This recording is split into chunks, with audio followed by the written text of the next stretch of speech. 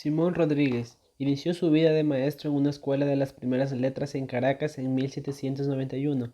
Es conocido en el campo educativo por haber sido el maestro del libertador Simón Bolívar, con quien desarrolló una estrecha y sólida relación. En su primera experiencia como maestro de primeras letras, se enfrentó a la realidad social y políticas de las escuelas, situación que lo llevó a presentar el proyecto de reforma de escuelas de primeras letras en 1794 bajo el tratado Reflexiones sobre los defectos que vician la escuela de primeras letras en Caracas y medios de lograr su reforma por un nuevo establecimiento. Inicialmente, el proyecto fue aprobado y puesto en marcha el 5 de junio de 1795, pero pocos meses después el Cabildo dio informe negativo del proyecto y con ello Rodríguez renunció a la escuela, dejando plasmado su pensamiento crítico sobre el estado de la educación y nuevas ideas para reformarla. Maestro republicano. En el tránsito histórico de transformación de los gobiernos monárquicos a republicanos se construyeron y renovaron los conceptos de autoridad, razón, saber, autonomía, mayoría de edad y ciudadanía. Todo ello apoyado sobre el dispositivo moderno a través del cual lograrían los gobiernos civilizar a sus ciudadanos, la educación. Fue a partir del siglo XVIII cuando empezó a tomar importancia el desarrollo y la implementación de un nuevo concepto de educación que hizo tránsito de la educación colonial a la republicana en el siglo XIX. Es en dicha transición donde cobra vigencia el pensamiento pedagógico de Simón Rodríguez para América Latina. El pensamiento pedagógico de Simón Rodríguez durante el periodo republicano, etapa en la que su preocupación se centra en la fundación de repúblicas que están establecidas pero no fundadas, usando como instrumento la escuela, con objetivos muy precisos, sin desconocer los aspectos técnicos de organización y aprendizaje. La escuela se posicionó en la república como el espacio de saber que permitiría a los ciudadanos alcanzar su mayoría de edad. Ese proceso cultural desencadenó un movimiento en torno a lo educativo, donde surgió una nueva síntesis que replanteó el problema de la escuela en cuanto a la posibilidad de una educación popular. La estructura imperante de la escuela hasta este momento no satisfacía las nuevas necesidades sociales. Era indispensable buscar el mecanismo por el cual se cumpliera la premisa moderna de lograr una educación para todos. Rodríguez quiso transformar estas condiciones sociales y educativas tanto con sus palabras como en sus actos, pues no compartían ni el estado de la educación ni las creencias de la época con respecto a la organización social imperante. La nueva educación. Para Simón Rodríguez, la república como cosa pública era el resultado de múltiples combinaciones donde la educación del hombre estaba en el centro de la discusión, dada a la necesidad de construir nuevas relaciones sociales que exigía el orden político republicano. Los gobiernos deben ver en la primera escuela el fundamento del saber y la palanca del primer género con el que han de levantar los pueblos al grado de la civilización que pide el siglo. El interés general está clamando por una reforma de la instrucción pública. La América está llamada por las circunstancias a emprenderla. La América no debe imitar servilmente, sino ser original. Enseñen y tendrán quien sepa, eduquen y tendrán quien haga. La guerra de independencia no ha tocado su fin. Rodríguez se interesó por lograr que el pueblo tuviese las herramientas para gobernarse a sí mismo a través de la educación. Cuando nombraba al pueblo se refería a los muchachos pobres, a los declarados ilegítimos, a los expósitos, a las niñas, a los vagos y a los excluidos en general. Propósitos de la educación. Planteó que la intención no era llenar al país de artesanos rivales o miserables, sino instruir y acostumbrar al trabajo para ser hombres útiles, asignarles tierra y auxiliarlos en su establecimiento. En otras palabras, se trataba de colonizar al país con sus propios habitantes. De esta manera hacía visible a la población que hasta ahora había sido excluida de las políticas de gobierno y revalorizaba los mal llamados oficios bajos, invitando a la mayoría de los marginados a aprender bien su labor. Para Simón Rodríguez era impensable una sociedad que no contemplara la inclusión social y con ella la educación para todos.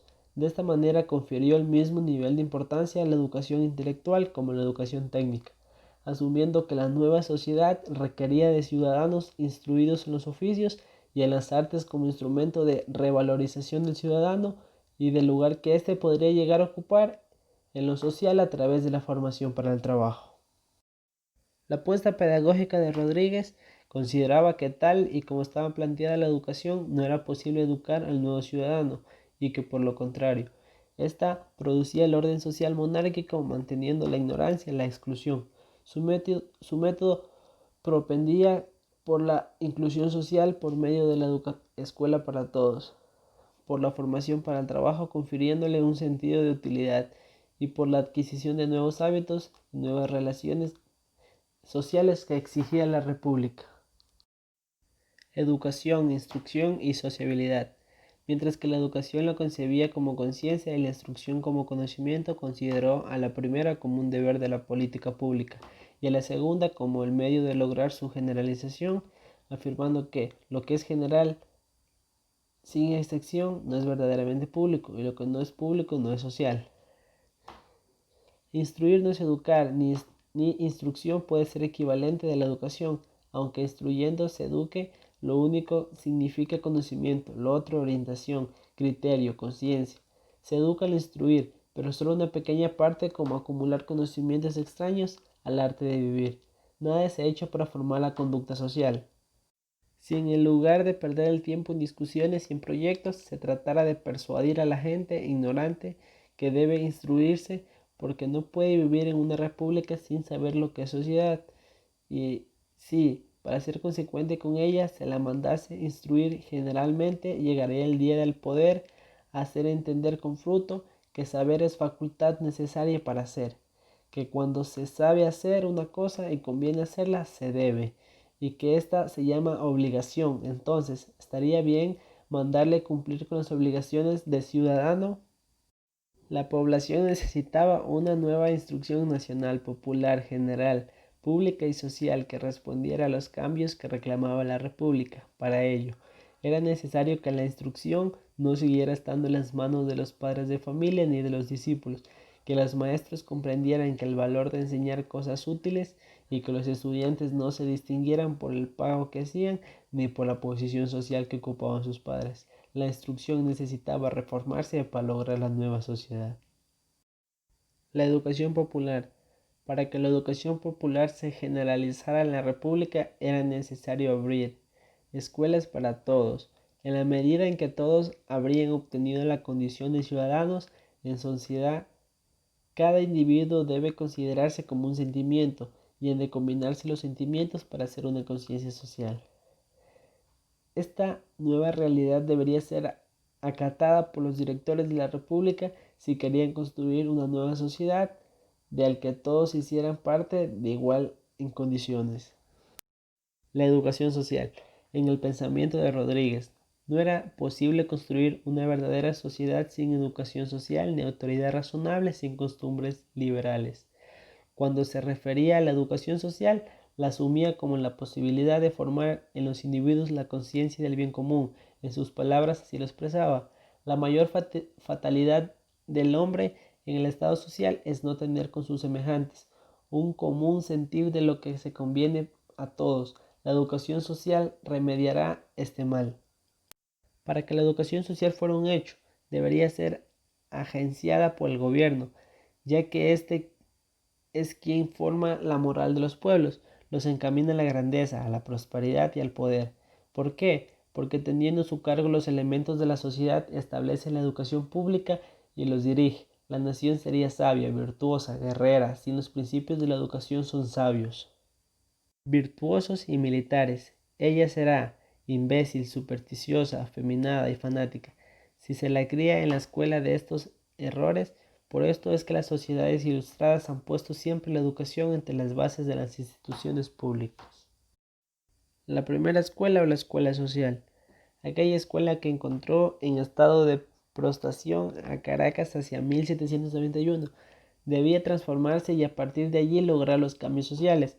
Para que la primera escuela funcionara, era preciso dotarla de una nueva estructura de fondos públicos, de maestros preparados, de reglamentos escolares, de espacios físicos adecuados y de cambios en los contenidos de tal suerte que se preparara para los conocimientos que nos resultaran útiles y que nos permitieran nuestra propia producción y desarrollo a la manera americana.